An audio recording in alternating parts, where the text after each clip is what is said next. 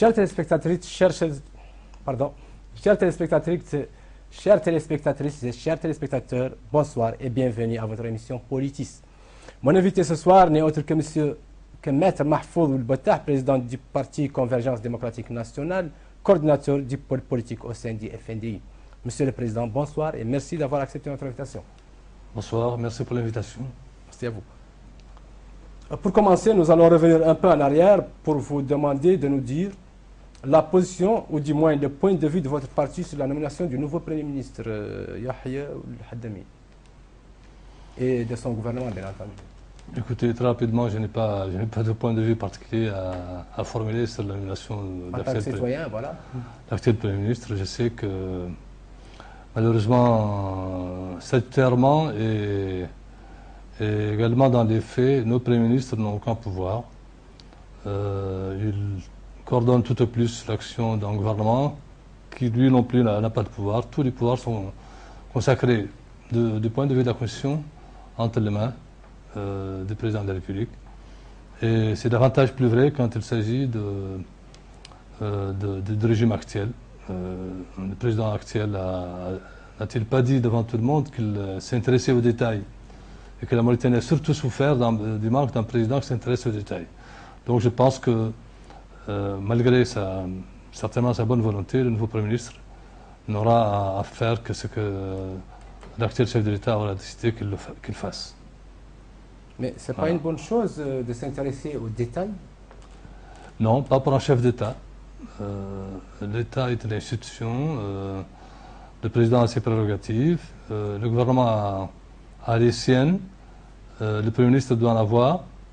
Nous étions, nous, partisans, et nous le demeurons, d'un rééquilibrage des forces, des pouvoirs entre l'exécutif, entre le président de la République et le Premier ministre. Ce n'est pas encore le cas, mais quelqu'un qui dirige un pays doit pouvoir s'adosser au gouvernement, au Premier ministre, et les rendre éventuellement responsables de l'action qu'ils vont mener.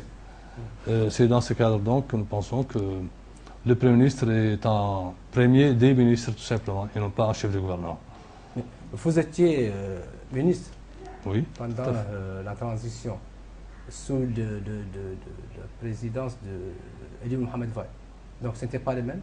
Eli aussi s'intéressait à beaucoup de choses. Non, je ne pense pas qu'il s'intéressait aux détails. En tout cas, en ce qui me concerne personnellement, le portefeuille du ministère de la Justice qui m'a été confié, je l'ai géré de façon tout à fait optimale. Il m'est arrivé rarement, et d'ailleurs jamais pratiquement, de voir le président de la République s'intéresser à ce qu'on fait au quotidien. D'ailleurs son Premier ministre. Donc le gouvernement de la transition était un gouvernement dont les ministres avaient réellement des prérogatives qu'ils exerçaient. J'avais initié personnellement, évidemment avec la volonté politique du chef de l'État de l'époque, des réformes substantielles. C'est le département qui les a conçues et c'est le département qui les a mis en œuvre. On n'est pas dans ce cas malheureusement. L'actuel pouvoir est entièrement entre les mains du chef de l'État actuel et les ministres font en fait de la figuration, si on peut s'exprimer ici. Donc c'est le contraire pendant le CMJD. Je n'ai aucune envie de faire des parallèles entre les périodes, mais nous, en tout cas, je parle de mon expérience personnelle. Je pense que, je le dis franchement, que pendant cette période de la transition, moi-même en tant que ministre, j'ai exercé pleinement mes prérogatives de ministre de la Justice. Mais j'assume entièrement la responsabilité de tout ce qui a été fait dans ce département, qu'il soit positif ou éventuellement négatif. Les œuvres humaines sont par essence imparfaites. Très bien. En tant que coordinateur du pôle politique au sein du FNDI, ce forum auquel appartient votre parti adopte depuis quelque temps un profil bas. Comment expliquez-vous cela? On n'adopte pas un profil bas, on tient compte du temps. On vient à peine de sortir d'un mois de Ramadan qui n'est pas un mois particulièrement laborieux, dans lequel les gens n'ont pas suffisamment de force pour travailler. Et puis ça n'est suivi les vacances. c'est une période de vacances et les gens sortent à l'intérieur du pays et à l'étranger, mais la rentrée politique est toute proche et le forum va donc reprendre son activité de façon normale. Avez-vous déjà entamé vos réunions? On se réunit quand l'occasion se présente, mais on se donne l'horizon du 15 septembre donc pour une reprise réelle de l'activité du forum et du pôle politique que comptez-vous faire nous avons des commissions qui travaillent déjà là-dessus, sur un plan d'action donc du forum pour le court, moyen et long terme. Et nous sommes en train également de mettre en place, de renouveler les commissions et renouveler également les instances du forum dont le mandat est venu à terme depuis un certain temps. On a demandé au président et au secrétaire exécutif de rester en place jusqu'à que les vacances passent et que nous puissions nous retrouver de nouveau pour renouveler donc la direction et la présidence du forum et le secrétaire exécutif. Voilà donc c'est à quoi nous sommes actuellement attelés. Cela ne veut pas dire que nous laissons les choses se faire n'importe comment. Nous sommes là, nous sommes attentifs à ce qui se passe dans les pays. Nous savons qu'il vient de sortir d'une élection présidentielle chaotique à laquelle l'ensemble du spectre politique de l'opposition a été simplement écarté du jeu. Et dont est sorti donc un pouvoir malheureusement pour lui, dont la légitimité est très contestable. Donc les choses connaissent, comme vous le pensez, un certain ralentissement, mais ce n'est que chose remise comme on dit. Nous allons nous mettre à l'ouvrage très prochainement, d'ici le 15 septembre. Inch'Allah. Inch'Allah. Monsieur le Président, revenons un peu à votre parti. Assez de monde pense que le véritable président de ce parti n'est autre que Eli Mohamed Vall. Que lui répondez-vous? Eli Mohamed Vall n'est pas le président du parti Convergence démocratique. Ça, c'est le papier. Il n'en est pas membre. Eli Mohamed Vall est un ancien chef de l'État. Il est lui-même sur la scène politique à titre personnel. En tout cas, la Convergence démocratique nationale est un parti qui a été constitué par ses fondateurs, qui en estime les responsabilités et qui, eux aussi, sont porteurs d'un projet pour le pays. Moi-même, dont j'ai été investi de sa présidence provisoire par mes amis, je suis de ceux qui ont toujours eu le souci du bien de notre pays. Ce n'est pas seulement à l'occasion de la période de transition que je me suis intéressé aux affaires publiques. Je suis bâtonnier de leurs avocats pendant 13 ans. J'ai exprimé et mis en œuvre des opinions très claires sur l'état de droit dans notre pays. Je suis de ceux qui portent tout naturellement les soucis du pays au quotidien. Et donc, il n'est pas surprenant, il ne devrait pas être surprenant que je constitue avec mes amis un parti. Et c'est dans ce cadre donc, que le parti CDN a été créé, dans cette perspective-là. Donc, c'est une question qui m'a été posée plusieurs fois. J'ai déjà répondu. Le président Eli est un ancien président. Il a tracé sa propre voie. Nous autres, je suis effectivement ministre de la Justice de son gouvernement.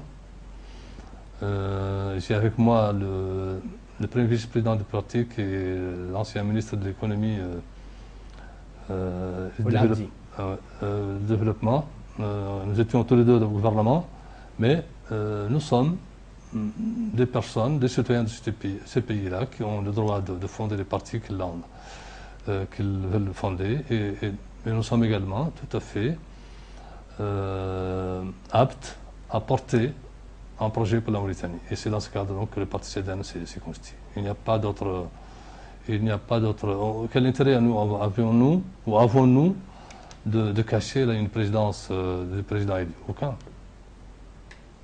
Donc le parti CDN est le parti de ceux qui l'ont constitué.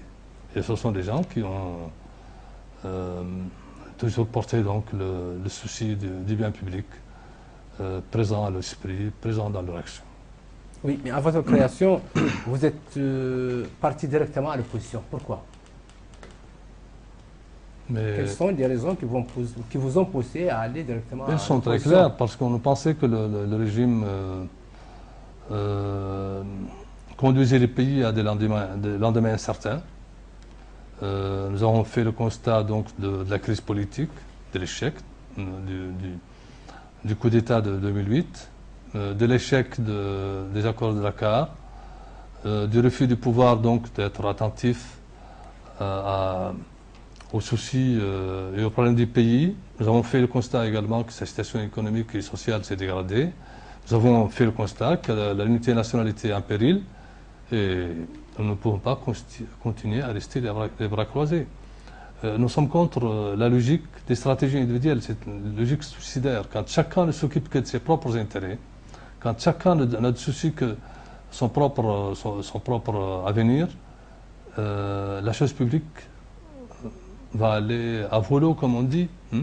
Et donc, nous, on a décidé donc en toute conscience et par souci des intérêts de la Mauritanie et de nos compatriotes d'entrer dans le jeu politique et d'expliquer pourquoi nous sommes entrés dans le jeu politique. Nous pensons, si vous le voulez bien me permettre de vous dire très rapidement les grandes lignes de nos soucis qui nous ont amenés donc à entrer sur le champ politique, nous pensons que le pays, avec la succession du coup d'État, avec la présence continuelle de l'armée, enfin je ne dirais pas l'armée, mais de certains officiers à la tête de l'État, nous pensons que c'est un facteur d'instabilité continue et que tant que le pays ne s'est pas normalisé politiquement, le pays va continuer donc à être condamné donc à la médiocrité, à la pauvreté et à l'échec dans tous les domaines.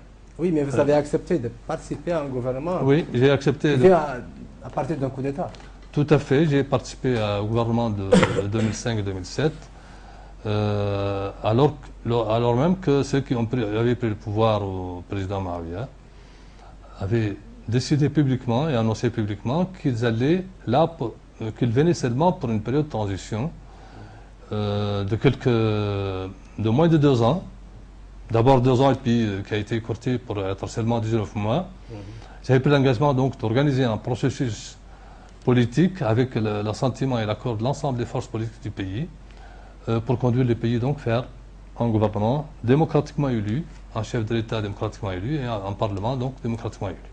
J'avais en même temps également pris les assurances, comme je le disais tout de suite, que le département qui m'a été proposé allait être le lieu des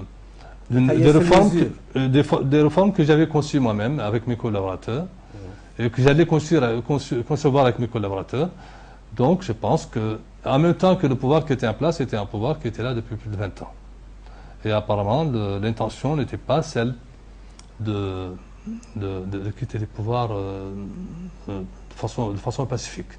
Si vous ajoutez à ça que dès lors que le nouveau pouvoir s'est installé, celui de 2005, donc le Conseil militaire pour la justice et la démocratie, et qu'il a pris cet engagement de sortir du pays donc de la logique des régimes d'exception, moi je voyais personnellement un moyen pour le pays de tourner la page définitivement de cette logique des pouvoirs militaires qui n'en finissait pas.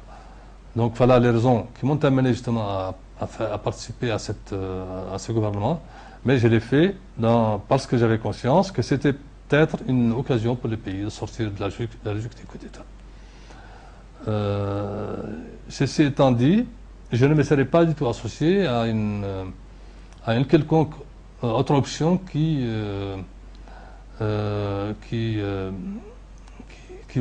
voulait ou qui voudrait que la transition se prolonge indéfiniment et que on revient donc à la case départ. J'avais des soucis. Moi, personnellement, je suis contre cette tutelle qui s'exerce sur le peuple mauritanien, conviction personnelle. Il faut que nos officiers cessent de lorgner du côté du pouvoir politique. Celui d'entre eux qui veut faire de la politique n'a qu'à enlever l'uniforme, déposer l'arme qui lui a été donnée, les armes qui lui ont été données, et laisser les militaires mauritaniens dont le commandement lui a été confié pour assurer la sécurité des frontières du pays, la sécurité du pays, et qu'il aille se placer sur l'échiquier politique, ça se conçoit bien. Mais qu'il prenne le pouvoir avec les armes qui lui ont été données à des fins bien précises et qui sont des fins qui sont la finalité de toutes les armées du monde, c'est-à-dire assurer l'intégrité territoriale du pays, qu'il les utilise pour s'imposer au pays. Je pense que l'expérience a été faite suffisamment et que le pays en a souffert beaucoup et qu'il est temps que le peuple mauritanien accède à la maturité, accède à la possibilité de pouvoir choisir librement ceux qui le gouvernent. Voilà donc ce que je voulais répondre à votre question. Merci. Mais vous savez que Eli Mohamed Val, à l'époque, a voulu que cette transition se prolonge avec ces fameux votes bulletins blancs. Non, je ne pense pas. Je ne voudrais pas qu'on revienne outre mesure sur... C'est pas méchant. C'est pour l'histoire, Monsieur le Président. Non, l'histoire, le Président Eli a répondu à cette question. Il a justifié cette affaire du vote blanc. Je ne voudrais pas revenir là-dessus personnellement. Je pense qu'au bout du compte, le contrat qui a été signé avec le peuple mauritanien, ou les engagements qui ont été pris par le peuple mauritanien, de mener une période de transition consensuelle, cet engagement a été respecté au bout de 19 mois, au lieu de 24 qui avaient été annoncés au départ, et qu'il ne s'agit pas de s'attacher à des détails qui ne me semblent pas du tout très importants. On dit qu'il a été amené à revenir sur cette décision. Je ne suis au courant d'absolument rien de ce point de vue-là. Très bien, passons à autre chose. L'ancien président du CMJD aussi, M. Eli, nous y sommes toujours, a déclaré récemment que la Mauritanie était au bout du gouffre au plan social, politique et même économique.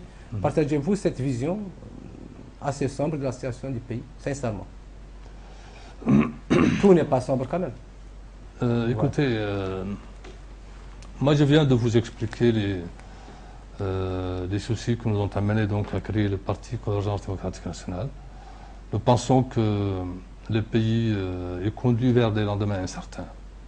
C'est davantage plus vrai depuis que ce sont plutôt les loyautés tribales, les loyautés ethniques, les loyautés raciales qui sont à l'œuvre sur la scène politique depuis quelque temps. C'est davantage plus vrai quand on sait que malgré les ressources importantes que le pays a pu obtenir à partir de ces mines de fer, de cuivre et d'or, que ces recettes-là et ces moyens n'ont pas eu pour effet d'atténuer la pauvreté, ni d'atténuer également le chômage. Nous pensons que notre pays, en tout cas en ce qui nous concerne, est dans une situation déplorable, sur le plan à la fois politique, sur le plan économique, sur le plan social. Et donc ce n'est pas nouveau. Si quelqu'un décrit la situation comme étant une véritable catastrophique, ce n'est pas tout à fait nouveau. La logique du pouvoir en place est une logique qui ne peut pas sortir le pays de sa pauvreté, qui nous condamne à reproduire et à reproduire systématiquement donc la pauvreté et la désolation dans notre peuple. Donc je suis parfaitement de l'avis de ceux qui pensent que la Mauritanie est mal gérée, que la Mauritanie est dans une situation économique et sociale déplorable. Quel que fut par ailleurs l'auteur de cette assertion, je suis de cet avis. Ah bon? Donc comment remédier à ça? Il y a d'abord des aspects politiques qu'il faut résoudre. On ne peut pas d'une baguette magique, évidemment, sortir le pays de la situation difficile dans laquelle il vit.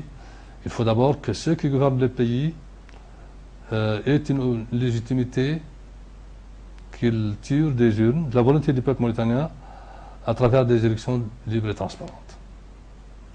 Ça, c'est le premier pas, parce que ceux-là même vont être obligés de rendre compte au peuple mauritanien.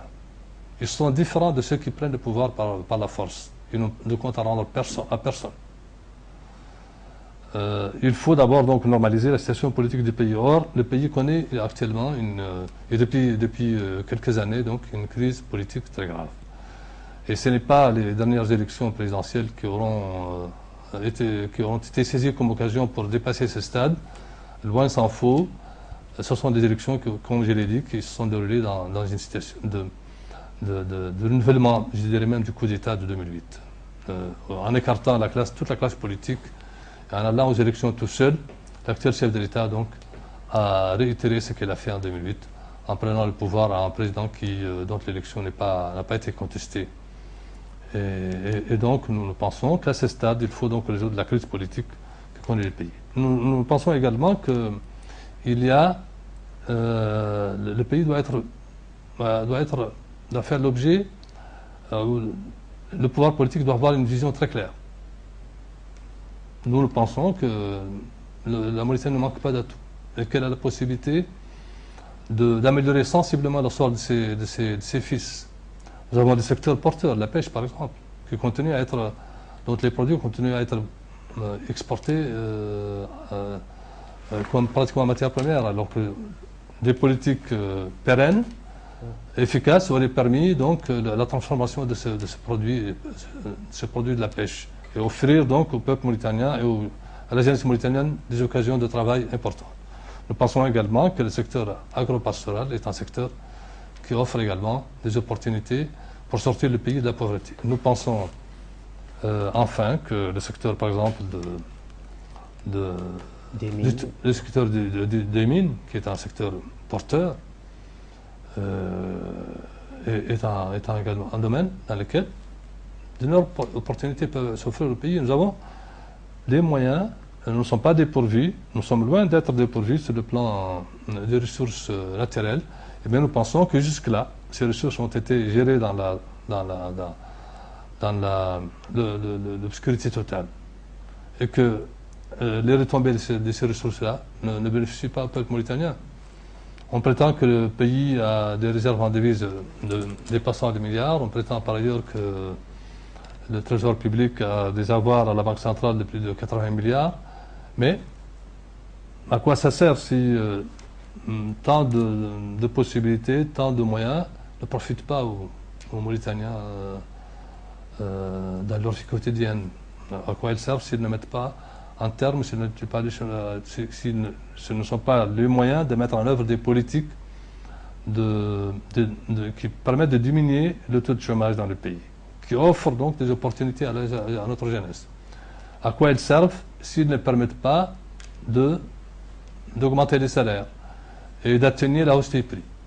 Donc nous pensons que le pays n'est pas bien géré et qu'il a malgré tout des possibilités importantes s'il avait été rigoureusement géré, et que ceux qui ont les manettes, ceux qui ont le pouvoir, donc, l'orientent vers des politiques économiques fiables. C'est malheureusement pas le cas jusqu'à présent. Voilà. Vous venez de dire que le pouvoir actuel n'est pas légitime.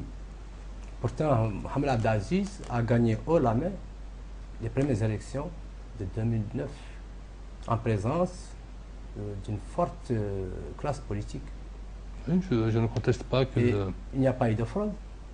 Je ne conteste pas qu'il y a eu des élections. Non, vous avez parlé tout à l'heure de sa légitimité. Oui, mais il est légitime. On a considéré même qu'il fut légitime de 2008 à 2014, à 2013, pardon, à la fin 2013. Cela ne donne pas une légitimité pour la période 2013-2019. Oui, mais il a été élu à plus de 80%. Non, ce n'est pas une élection, cela n'est pas une élection. C'est tout simplement parce que l'opposition n'a pas participé. Parce que tout simplement, oui, parce que l'opposition n'a pas participé. Moi, je dis qu'une partie de la population dit que l'opposition n'a pas participé parce qu'elle n'était pas prête. Mais ce n'est pas une partie de la population, c'est le pouvoir en place qui a dit que l'opposition n'était pas prête, et c'est parce qu'elle n'allait pas obtenir de résultats probants qu'elle a refusé de participer. Mais ça, vous savez, vous pouvez tout prétendre, hein, ce n'est pas ça l'important. L'essentiel, c'est que les règles du jeu n'avaient pas été mises en place, n'avaient pas été réunies pour une élection transparente et libre. Et on a eu le sentiment, je l'ai exprimé personnellement en tant que coordonnateur du pôle politique à l'occasion d'une conférence de presse, j'ai dit que le pouvoir, l'actuel chef de l'État, avait peur d'aller à une élection à laquelle la classe politique participait toute. Parce qu'il sait que toute sa stratégie a été construite sur sur une élection gagnée au premier tour. Or, après les élections législatives, la conviction a été, nous semble-t-il, faite chez ceux qui nous gouvernent que l'hypothèse d'un gain d'une élection présidentielle au premier tour était totalement exclue. Et il fallait donc donner l'impression que le pouvoir était disposé à un certain dialogue. Et au bout du compte, quand le temps devient extrêmement limité, on dit, bon, c'est fini, la porte est fermée. Et on va à une élection dans laquelle le parti au pouvoir a donné son parrainage à l'ensemble pratiquement des candidats. À une exception près. Vous savez bien que dans ces conditions, ce n'est pas une élection présidentielle fiable. Il y a eu la participation de quelques partis de l'opposition quand même. Vous savez, l'opposition n'est pas un monopole pour qui que ce soit. Ni pour les fins de vie, ni pour le pôle politique. Chacun peut se prétendre ou se nommer opposant. En tout cas, je respecte ceux qui se disent opposants parce que c'est déjà... Les partis de la CAP. Ce n'est pas tous les partis qui ont participé. Le politicien légendaire qu'est le président Messoud a refusé de participer à une élection qu'il sait déjà tronquée à l'avance. Le président du parti Sawab également a refusé d'y aller. Le président Bouyguel effectivement a participé à cette élection.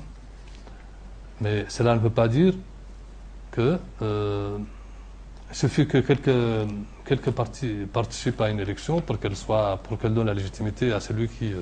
Il y a Issar Ibrahima, il y a Biram Oulda.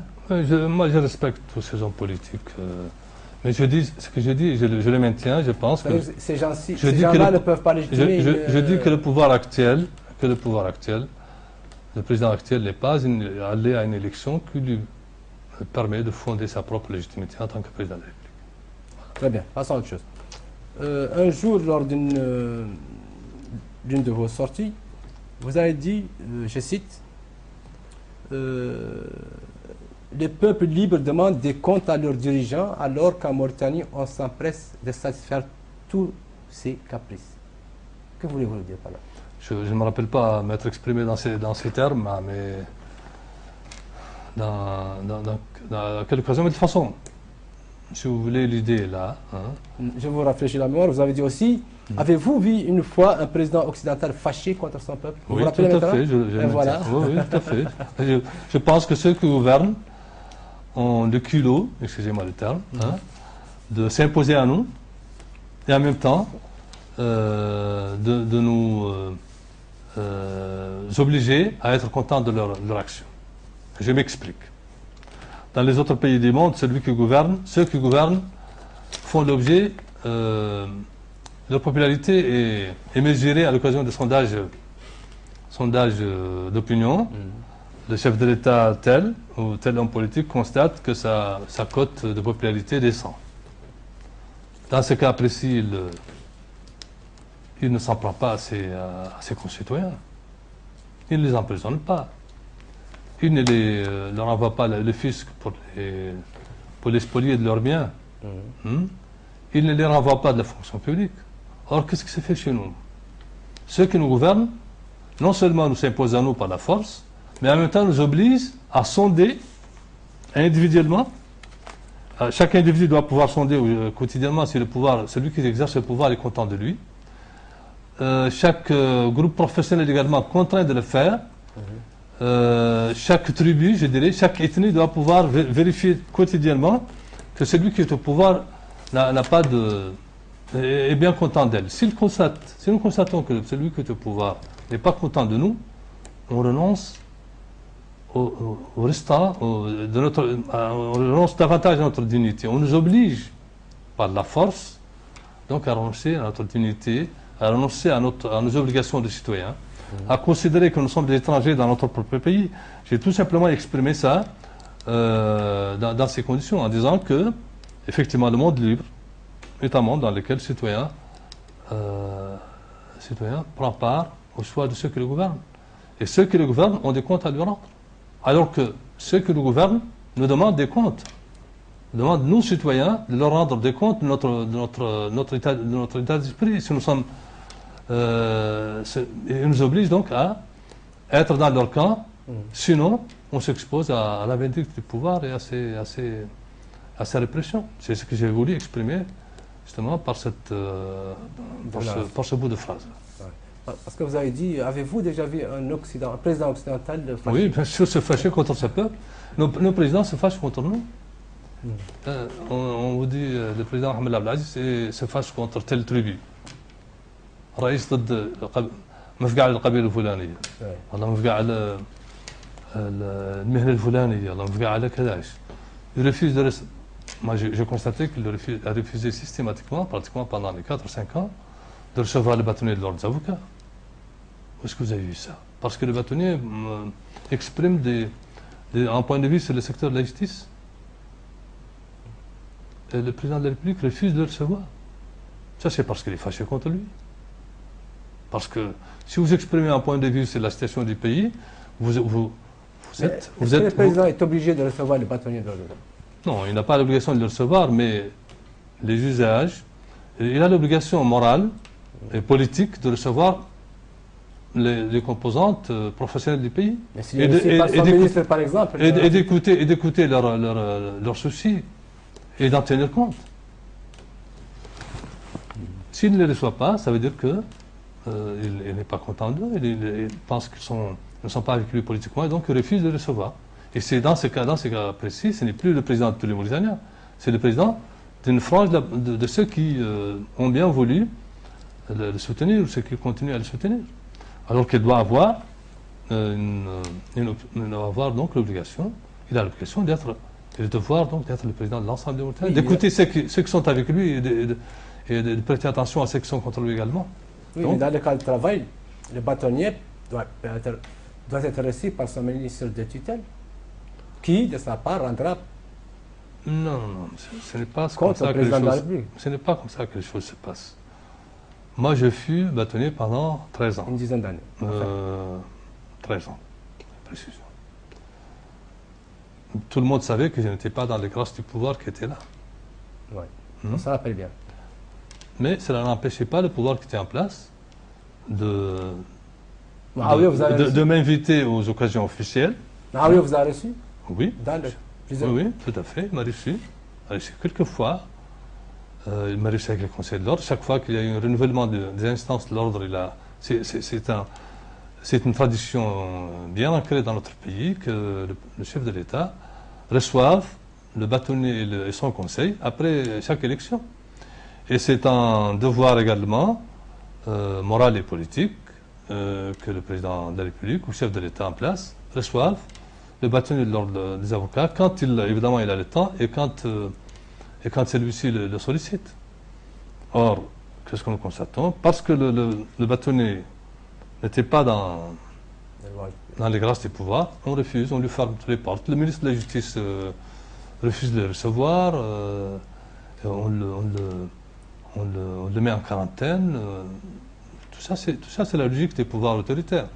C'est dommage. Donc, Monsieur le Président, continuons. L'un des représentants de Convergence démocratique nationale a un débat politique sur dialogue politique organisé par Radio Mauritanie, avait déclaré, et je cite aussi, que le seul dialogue qui s'impose en Mauritanie est celui qui devrait réunir autour d'une table ronde des représentants de l'armée et des représentants de la société civile. C'est votre avis aussi? Oui, nous pensons que, vous savez, nous ne sommes pas seuls à avoir été gouvernés par des régimes d'exception, des régimes militaires, si on peut se prononcer, si on peut s'exprimer ici. Beaucoup de pays ont connu ce sort-là, et les pays qui ont pu réussir une transition normale, qui ont pu connaître par la suite ce qu'on appelle l'alternance politique, l'alternance pacifique au pouvoir, ce sont des pays qui ont ouvert des dialogues avec l'armée, avec leur armée. Et nous avons appelé à un dialogue avec l'armée. Il faut que nos compatriotes, nos frères qui sont sous le drapeau, s'assoie avec la classe politique pour que nous discutions ensemble de la mission de chacun.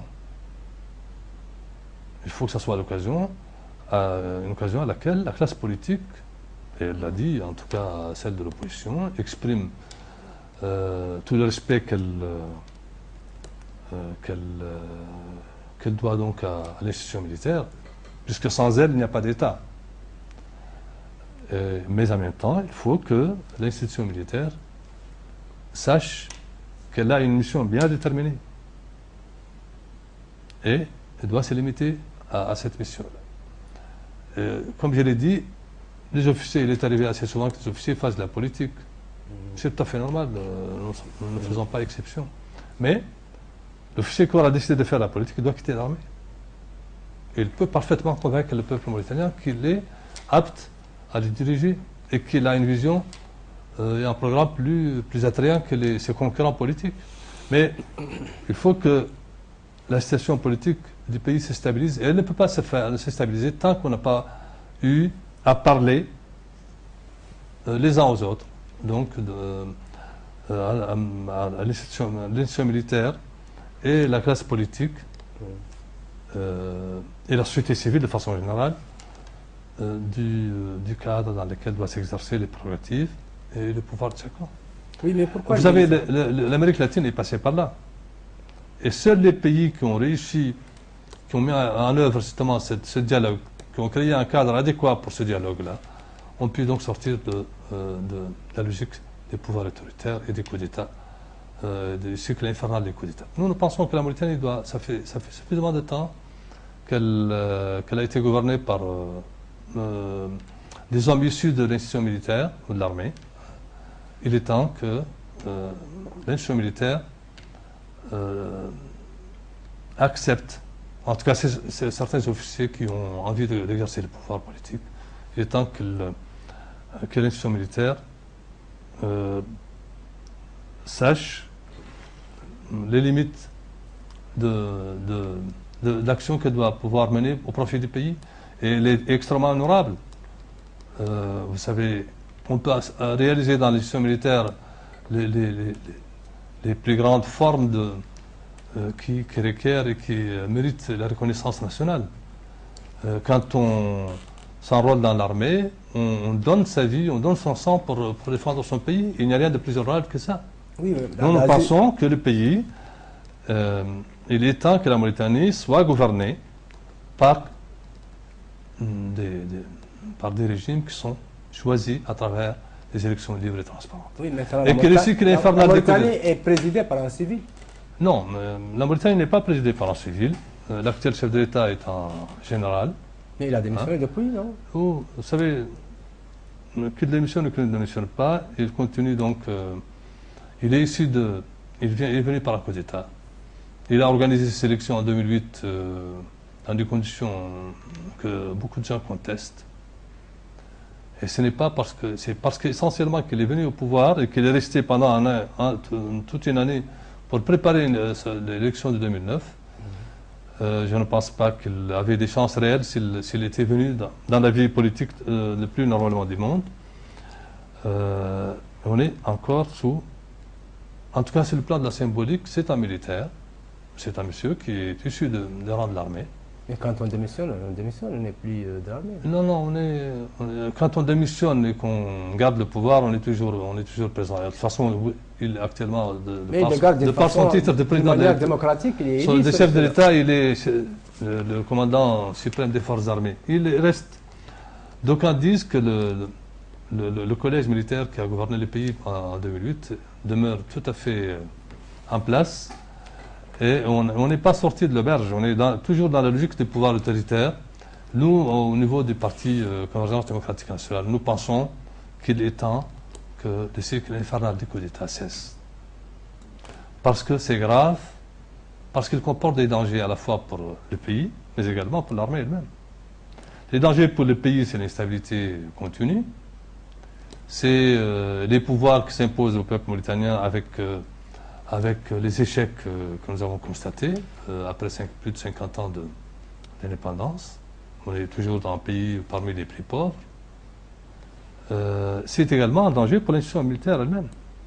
Vous savez, quand les enjeux politiques sont des enjeux qui sont portés par l'armée elle-même, on risque d'avoir des problèmes énormes de cohésion de l'institution militaire. Vous savez, vous vous rappelez bien, en 2003, ce qui s'est passé.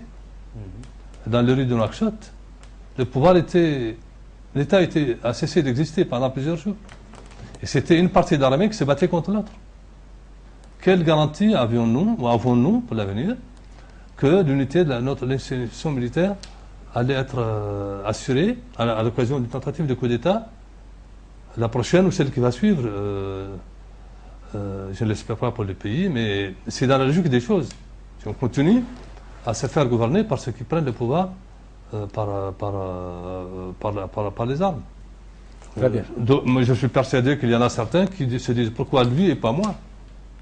Donc nous pensons que maintenant, c'est même possible le coup d'État maintenant. Pourquoi ce n'est pas possible? On dit que c'est un crime. C'est devenu un crime, les coups d'État. C'était un crime. Ça, c'est de la poudre aux yeux. Le code pénal sanctionnait les atteintes à la sûreté de l'État. Et la première de ces atteintes est tentative de coup d'État par la peine capitale. On n'avait pas besoin donc de dire que le coup d'État était de nouveau interdit. Ils étaient déjà interdits. On n'avait pas besoin de nouvelle législation. Ça n'a pas empêché les gens de faire des coups d'État. Hein? Donc voilà. Notre option est d'avoir une armée, une institution militaire, parce que sans elle, il n'y a pas d'État. Surtout un État qui est tout à fait nouveau, de naissance nouvelle. Nous avons historiquement échoué, notre peuple a échoué historiquement devant des défis de constituer un État central, un État qui regroupe tout le monde. Nous étions des émirats et des chefferies, mais nous n'avons jamais pu réussir ce gage-là, ce défi-là de mettre en place, d'avoir donc une autorité commune. Et cette chance que nous avions eue à partir des années 60, 1960, nous sommes en train de la perdre, en tout cas de lui faire courir des risques importants avec la succession infernale des coups d'État. Dommage. Passons à autre chose. Monsieur le Président, les Flammes viennent de tenir à la fin du mois d'août dernier leur premier congrès à Nouakchott. Au nombre de recommandations de ce congrès, on retrouve une revendication d'autonomie pour les provinces sud du pays. Quelle est la position de votre parti sur cette question? Vous savez,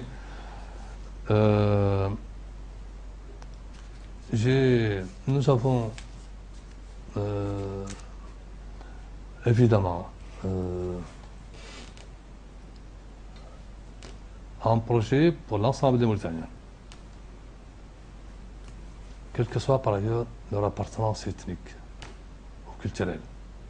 Nous concevons la Mauritanie comme étant unie dans sa diversité. Nous ne voulons pas occulter cette diversité. Il faut que cette diversité puisse s'exprimer normalement. Parce que sans cela, la Mauritanie ne sera pas le pays charnière entre les deux mondes arabe et africain. Et c'est sa vocation. C'est sa vocation. Nous pensons que les droits des citoyens, de nos concitoyens, doivent être préservés, les droits culturels, les droits à la différence. Mais nous devons cultiver plutôt ce qui nous unit. Et de ce point de vue-là, nous ne sommes pas en état dans lequel la citoyenneté s'exprime pleinement, avec les mêmes droits et les mêmes devoirs pour chacun de nos compatriotes, pour chaque citoyen. Nous ne sommes pas pour les partages du gâteau mauritanien suivant des prorotats, n'importe lesquels. Nous ne sommes pas pour une Mauritanie divisée. Nous voulons une Mauritanie unitaire, mais qui préserve à la fois la citoyenneté, mais également la diversité. Nous sommes un pays arabo-africain. Et c'est notre vocation. Il faut que nous assimions cette double appartenance. En même temps, nous sommes, en tout cas nous, au niveau de notre parti, partisans d'une large, très très large décentralisation. Il faut que nous cessions, que ceux qui nous gouvernent cessent de nous mettre sous la tutelle. Il faut que nous fassions confiance à notre peuple, à nos élites. Et nous pensons que de ce point de vue-là, la décentralisation, une décentralisation assez large permettra donc à chaque partie de la Mauritanie, à chaque composante, de pouvoir s'exprimer et de se reconnaître dans l'État qui doit être un État qui préserve les droits de l'ensemble des citoyens de notre pays, l'ensemble des cultures de notre pays. Voilà donc notre position. Très bien. Le leader d'IRA Mauritanie, Biram Ould Abeid, a continué à soupçonner. Je voudrais ajouter que j'ai fait personnellement partie du collectif d'avocats qui avait défendu les auteurs du manifeste des Négro-Africains opprimés en 1986.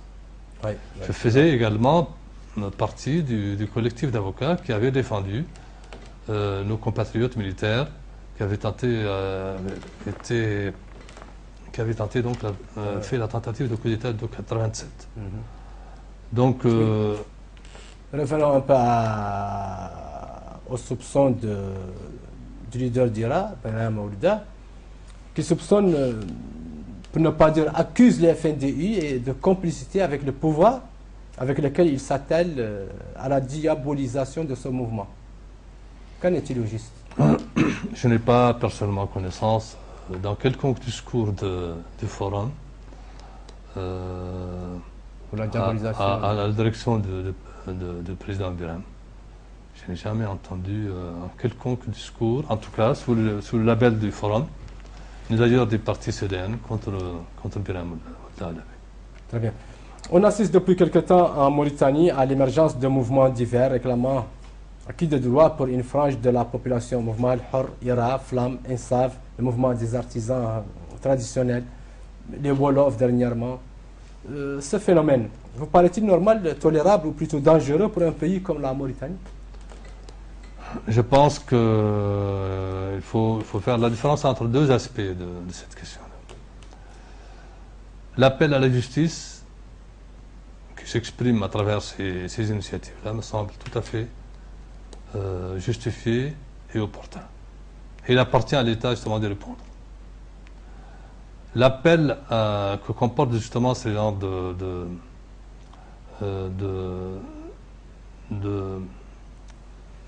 mouvements, s'ils ont pour une finalité de sectoriser la population mauritanienne en composantes diverses qui doivent s'opposer, je pense que ce n'est pas... C'est les prémices d'une situation ingérable prochainement. Mais nous, je pense que le pouvoir actuel en est pour beaucoup de choses, assume une très grande responsabilité dans ce qui se passe dans le pays. On a l'impression qu'il encourage donc les divisions au sein de la société mauritanienne. Pour quel intérêt s'il encourage? Diviser pour régner, c'est la devise de ceux qui n'ont pour d'autres soucis que de s'accaparer du pouvoir et de s'y maintenir. Moi je pense que, et c'est une façon également de marginaliser de façon évidente la classe politique, les cadres, les partis politiques ont vocation de réunir tout le monde. Il faut maintenir chaque composante, chaque groupe social dans un cadre qui permet au pouvoir en place de pouvoir le manipuler et d'obtenir son adhésion. Quand vous appartenez à une tribu, vous êtes obligé, vous n'êtes plus un citoyen. Vous êtes membre d'une telle tribu. Et donc, vous êtes inséré dans un cadre qui ne vous permet pas de faire valoir votre liberté de citoyen. Quand vous êtes inséré dans un cadre social quelconque, on vous oblige à rester dans des ghettos et à avoir des appartenances, à des loyautés tribales, ethniques, au lieu d'avoir une loyauté pour l'État et la collectivité nationale. Et c'est dans l'intérêt des pouvoirs en place. Très bien. Et vous vous rappelez bien, j'attire votre attention là-dessus, vous le savez bien, tout le monde le sait, mais l'élection présidentielle passée, celle qui vient de se passer, si on peut parler d'élection, mais elle a été l'occasion d'un véritable carnaval de tribalisme, de régionalisme et d'ethnicisme. Ça, c'est l'effet des pouvoirs en place. on veut garder le pouvoir, quels que soient par ailleurs les risques que l'on fait courir à la collectivité, à la cohésion nationale. Très bien. Voilà, Monsieur le Président, l'UPR vient de se doter d'un nouveau président, la personne de Maître Mohamed Mohamed, que vous connaissez bien en tant que collègue. Oui. Ce dernier a déclaré à l'issue de son investiture que son parti était disposé à engager un dialogue sérieux, constructif, avec tous les partis d'opposition. Quel commentaire vous inspire cette déclaration? Vous savez, c'est une profession de foi que nous avons déjà entendue plusieurs fois. Ce n'est pas la première fois que l'actuel président de l'UPR, il fut ministre, lorsqu'il était simplement député, exprime par sa voix la position du pouvoir, que le pouvoir actuellement en place est disposé pour un dialogue franc et sérieux. Or, à l'expérience, il faut que l'on fasse la part des choses. À l'expérience, le pouvoir en place n'est pas un pouvoir de dialogue, malheureusement. Sa logique est une logique du rapport de force physique. Tant qu'il n'est pas contraint, il n'est pas disposé à concéder quoi que ce soit. Ceci étant dit, nous pensons qu'il y a deux dialogues. Il y a un choix à faire. Il y a le dialogue qui va permettre à la Mauritanie de sortir de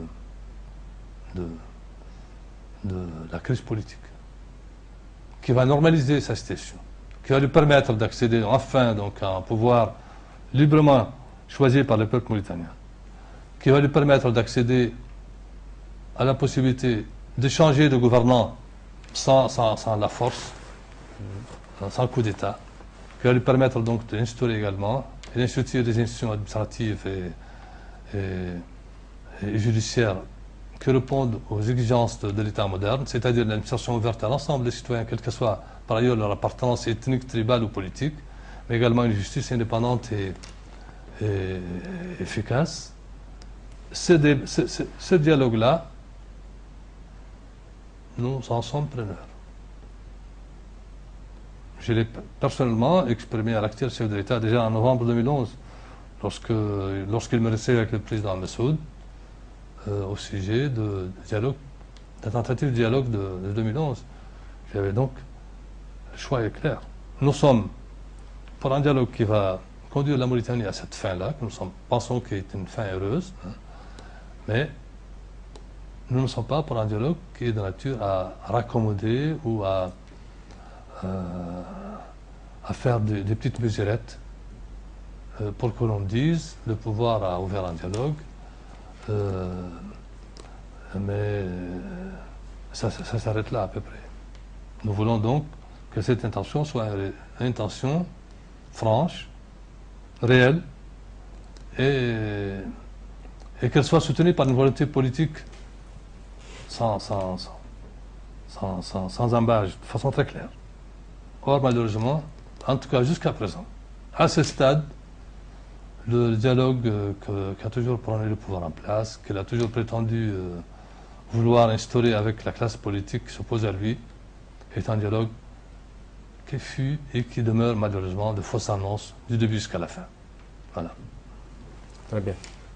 Mais d'aucuns pensent que le président Mohamed Abdelaziz pourrait annoncer en octobre prochain la dissolution du Parlement et l'organisation d'élections législatives anticipées. Un tel scénario vous paraît-il plausible? L'actuel chef de l'État a les prérogatives politiques, juridiques, qui lui permettent de dissoudre l'Assemblée nationale. Absolument. Ceci étant dit. Vous participerez à ces élections? On verra bien. Je ne préfère pas anticiper. Déjà discourir sur chose d'imprécis qui n'a pas encore eu lieu. Il faut attendre. Très bien.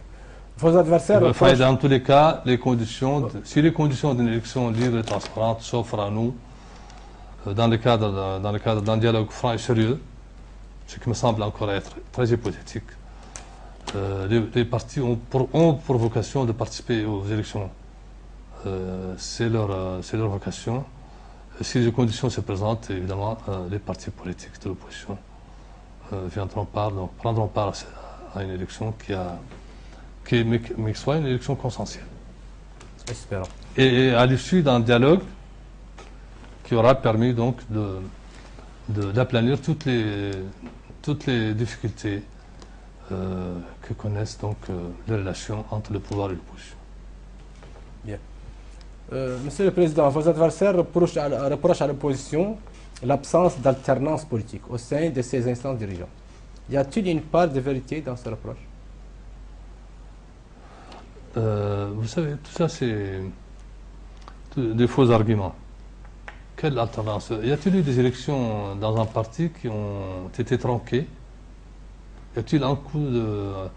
Quelqu'un s'est imposé par la force? Comment ne pas accepter qu'un président de parti puisse demeurer là pendant quelque temps? Hein? Si ceux qui ont le droit de l'élire ou de la maintenir l'acceptent. Ça, c'est des faux arguments. C'est-à-dire, expliquez-nous, il n'y a pas d'alternance. Comment il n'y a pas d'alternance? Mais les alternances ont lieu à l'occasion d'une élection pluraliste.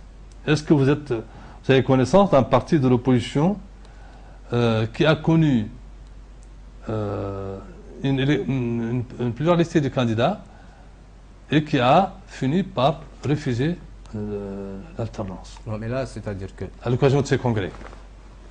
Voilà, mais un parti politique, Oui. nous connaissons... L'alternance, qui doit être le souci de chacun d'entre nous, qui doit être le souci de ceux qui s'intéressent à la chose publique, c'est une alternance au pouvoir politique. C'est cela qui compte. La présence d'un parti n'est pas aussi importante qu'on le pense. Par rapport donc au pouvoir politique. L'alternance qui définit la démocratie, qui est l'un de ses critères, est l'alternance au pouvoir politique. La possibilité de ceux qui sont à l'opposition de devenir un jour les gouvernants. Mais ce n'est pas une alternance dans les partis politiques. De toute façon, dans tous les cas, les partis d'opposition, il arrive que certains d'entre eux connaissent une pluralité des candidats, et je n'ai pas personnellement connaissance qu'un président de parti qui a vu son mandat se terminer s'est imposé malgré la volonté de ses militants. Ça, c'est une façon de justifier. Ce sont les partis même qui ne veulent pas changer de C'est une façon pour certains de légitimer et de justifier la présence, la production des systèmes autoritaires dans notre pays. Mais ça n'a jamais posé de problème au niveau des partis politiques. Voilà, Monsieur le Président, on me signale qu'on arrive à la fin de l'émission. Mais une dernière question quand même. Le président Aziz s'est engagé lors de la cérémonie d'investiture à ne pas modifier la Constitution et à s'abstenir de briguer un troisième mandat. Pensez-vous qu'il respectera son serment? En tout cas, quelqu'un qui a prêté serment ne doit pas se déjuger. Ne doit pas se parjurer de façon précise. Ceci étant dit, personnellement, j'ai des doutes. Pour la simple raison que le président Aziz est venu par la force. Et sa logique voudrait qu'il ne quitte pas le pouvoir par autre moyen. J'espère, je prie Dieu que la Mauritanie puisse enfin connaître donc un pouvoir politique à l'issue d'une élection libre et transparente. Et j'espère que ce sera donc chose faite très prochainement. Mais j'ai des doutes, c'est la sincérité de ce que nous gouvernons.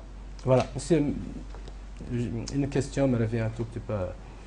Si je vous demande sincèrement, en tant que citoyen, de faire un bilan positif de monsieur Mohamed Abdelaziz, positif, je dirais, en tant que citoyen mauritanien. Non, en tant que citoyen, moi je constate qu'il n'y a pas d'œuvre humaine parfaite ou imparfaite. Ouais. Il y a des choses qui sont certainement positives, d'autres qui ne le sont pas. Il y a quelques infrastructures, c'est évident, des routes, des avenues qui ont été reprises, c'est évident. Hein. Mais En tout cas, ce qui nous concerne, ce n'est pas ça les enjeux essentiels. Pour nous, au niveau du parti, les enjeux sont d'un autre ordre. Il y a lieu quand même, Monsieur le Président, de reconnaître au moins ce qui est bien. Attendez, non, ce n'est pas ça les enjeux. Ils concernent la stabilité du pays, ils concernent ses institutions. Parce que combien de pays ont connu les affres de la guerre civile, et qui ont quand même de grandes avenues dans leur capitale, qui ont des lampadaires partout, qui ont déjà atteint de niveaux relativement probants sur le plan du développement, mais ça ne nous a pas empêché d'entrer dans des guerres civiles effroyables. Nous, en tout cas, l'essentiel pour nous, et l'important, ce n'est pas à ce niveau-là. C'est important, bien sûr, ça a son importance. Hein? L'essentiel, c'est l'État, la pérennité de l'État mauritanien.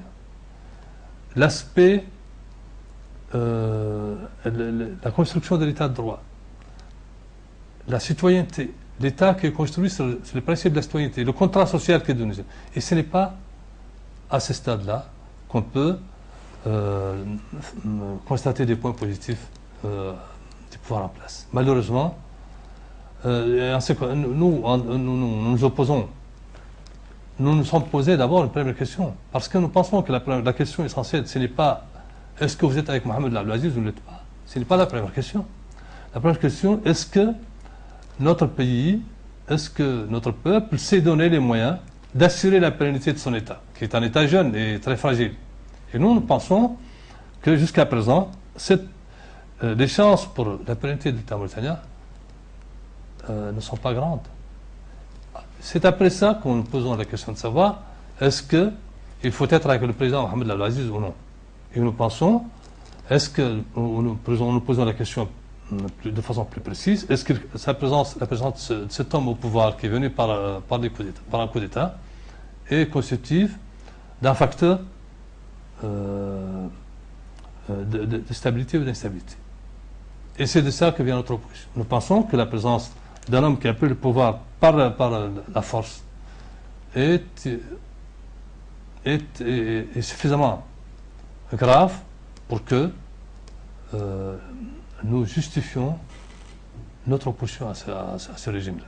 Donc, la logique pour nous est une logique beaucoup plus élevée que la réalisation matérielle sur le terrain. Nous pensons que la première question qui nous concerne, c'est la pérennité de l'État mauritanien, c'est la chance de la cohésion sociale dans notre pays, c'est les chances de pouvoir nous assurer que l'unité nationale sera sauve. C'est à ce niveau. C'est les institutions, c'est la justice indépendante, c'est l'État de droit. C'est ça, en fait, les enjeux. Parce que pour le reste, ça peut venir n'importe quel moment. Que Dieu nous préserve, monsieur. Que Dieu nous préserve, voilà. Monsieur Mahfoud Bottah. Voilà, c'est la fin de cette émission, chers téléspectateurs. Je vous remercie de l'avoir suivi. Je remercie vivement mon invité, Maître Mahfoud Bottah, président du parti Moi aussi, je vous remercie CDN. l'invitation. Et merci. Et coordinateur du pôle politique au sein du FNDI. Mes remerciements aussi à toute l'équipe technique dirigée par Bertin Kandem. Au revoir et à la semaine prochaine. Voilà, c'est difficile de se... Voilà.